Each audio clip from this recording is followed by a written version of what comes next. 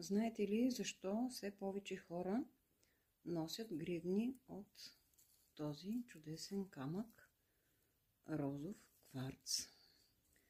Ами, розовия кварц е не просто красив камък, той е известен като камъкът на любовта, но не само към другите, и към самия себе си.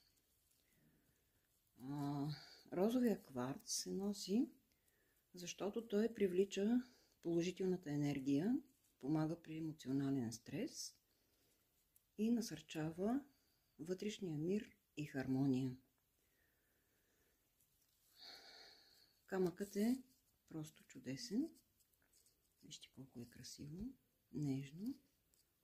Това в момента гривничките ги правя с еластична корда. Това в момента е на конец.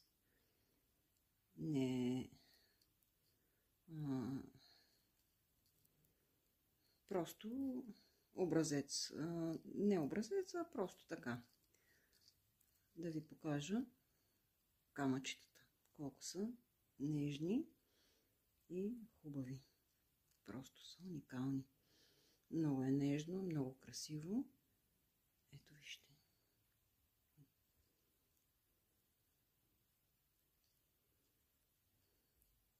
Ако желаете да направя за вас такава гривничка с този уникален камък, може да ми пишете на лично съобщение и ще я направя с удоволствие, с любов за вас.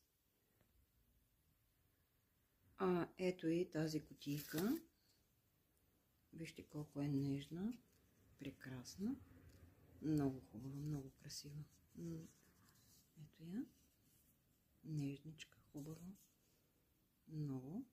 Ако желаете, мога да ви изпратя гривничка в тази кутийка. Уникална е, но просто ако е с кутийката, цената малко се вдига. Ето вижте, много е хубава кутийката.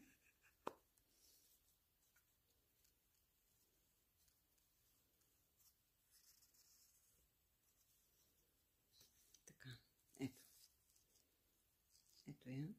Ето ги камъчетата. Колко са красиви, нежни.